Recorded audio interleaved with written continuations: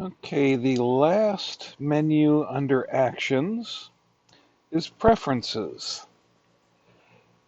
In the Preferences, you can choose a light interface or the regular dark interface. You can see that it changes the color of all of the menus and the borders. If you are right-handed or left-handed, I'm right-handed. I prefer to have my menu bar over here, but if I was left-handed, I would probably want it over here.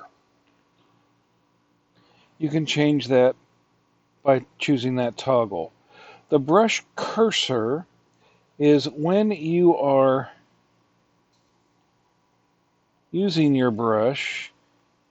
You can see here, there's a great big circle, and that is because I had the brush cursor turned on.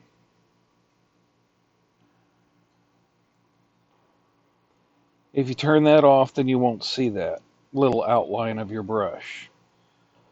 The dynamic brush scaling is a strange one.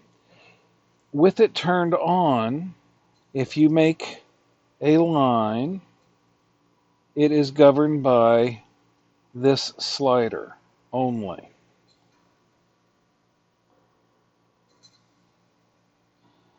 So I make a shape, I zoom out, I make a shape, and the lines are the same thickness.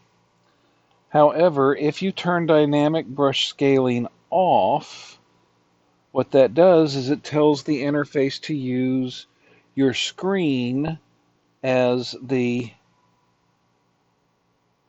width of the brush. So as you zoom out, you're actually making thicker lines or thinner lines.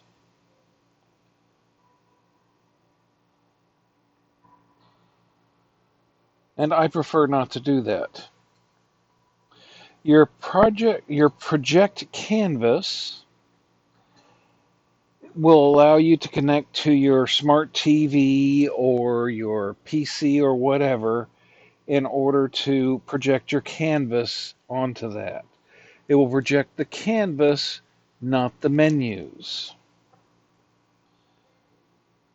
You can connect the legacy stylus. Right now they have the Adonit and the Wacom. There are other styluses that will work if you connect them up. These are the two defaults.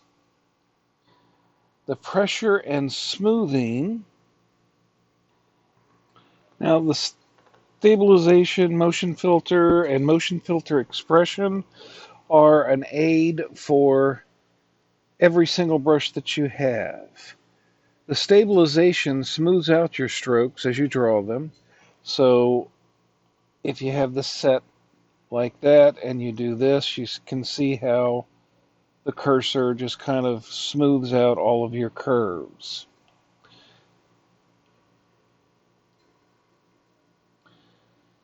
If you have that turned off, then it doesn't do that. The motion filtering is a new take on the stabilization and uses a more advanced algorithm to work. So it's going to work the same way. You turn this up and you don't get the same amount of filtering around until you get to the higher numbers.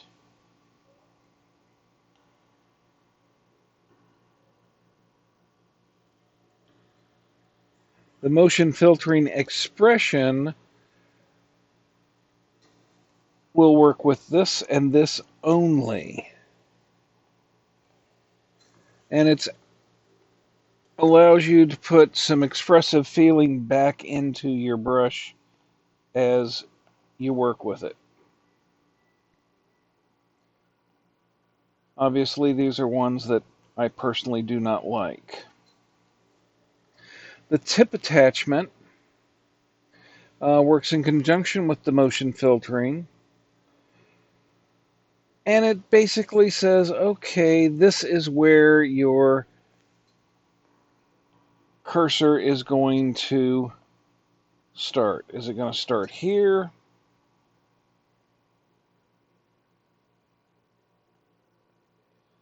Or is it going to start there?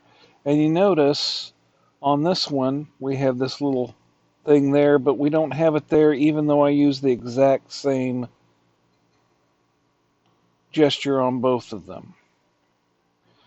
And like I said, I prefer to have those off. You have the pressure sensitivity, which basically it's a curve. I prefer to have mine like this. If you put it up like this, then you have to have a very large pressure in order to have larger or smaller lines. And this curve right here works for me. And then we have the gesture. Well, let's skip gesture controls for a minute because there's a lot there. The rapid undo delay is when you put two fingers on the screen at the same time. If you just tap, then it's going to undo your last item. If you tap and hold, it's going to continue to undo. Nice and rapid there. And then we have the selection mask visibility. If I select a portion of my screen here, you can see these nice little stripes going across the screen. I prefer to have mine up this high because I do tutorials. It makes it easier for you to see. You can make that even darker if you want. You can make it just about completely invisible.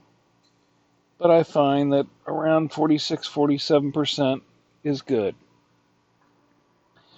And then next we're going to go into the gesture controls. Every gesture control, as you can see, has similar toggles on them. So on smudge, you can turn it on touch and it will smudge every single time your finger touches the screen. Apple Pencil, you can set that so it will always smudge. Or you can set it to use the selection square and a touch, or the selection square and the Apple Pencil. So basically, if I turn this one on, and then I press on this square plus the Apple Pencil. As a matter of fact, let's go down here and use this. Then this is going to smudge instead of draw.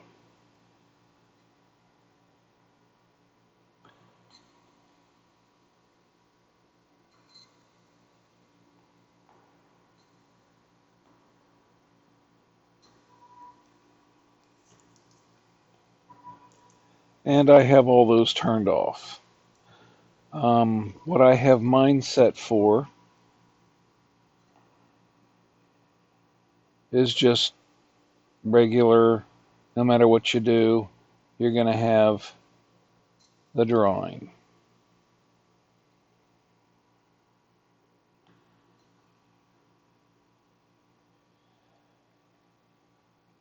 The erase has the exact same toggles.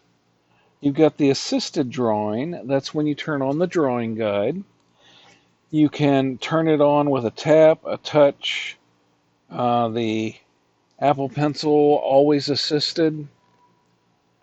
And of course, you can do the selection square and touch, selection square and Apple Pencil.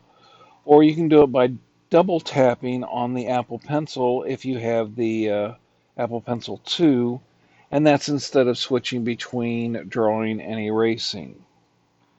The eyedropper is the same way. I use my selection square for the eyedropper. You can use a touch, so you would just tap and you'd be using the eyedropper. I have mine for touch and hold at 0.52 seconds.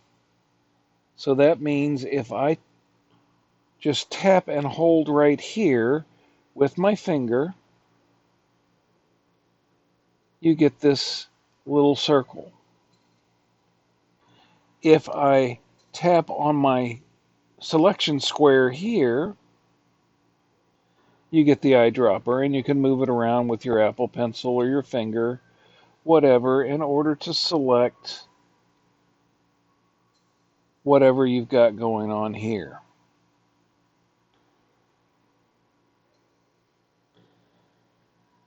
And you can see on Quick Shape, you've got the exact same things. Instead of touch and hold, you've got draw and hold. So for the Quick Shape, if I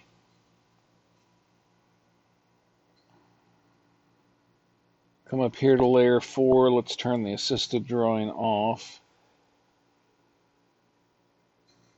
And let's get a color we can see. That one will work. And then I hold it here. It will automatically snap into an ellipse. If I use a finger of my other hand, then it turns it into an absolute circle. You can do this with circle, square, triangle, and rectangle.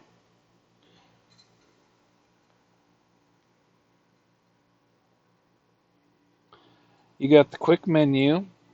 If I double tap on my Apple Pencil at the tip, it automatically brings this up. And I did that just for this demonstration so that you would see how it works.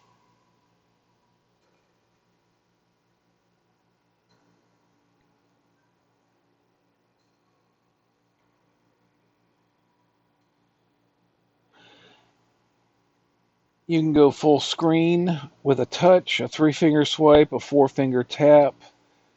The Apple Pencil double tap, you can set it there. And the double tap only works with the Apple II pencil. That's where you're tapping on the front end of the stylus itself. You can do the same thing with the clear layer. I prefer to do a scrub on that. That's where you put 3 fingers on the screen and swipe it back and forth real fast. Copy and paste. I do not have this turned on at all for anything. This is just the way I work. Layer select, the same thing. I don't use it. And then we go to general.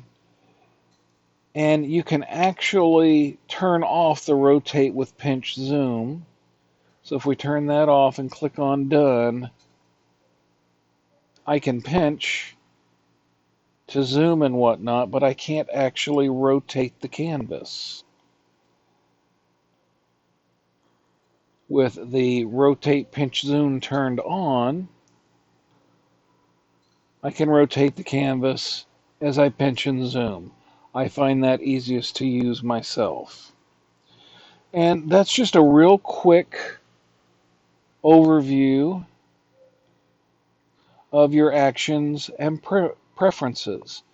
Our next video, I'm going to start going into the adjustments. This is where things get fun. So,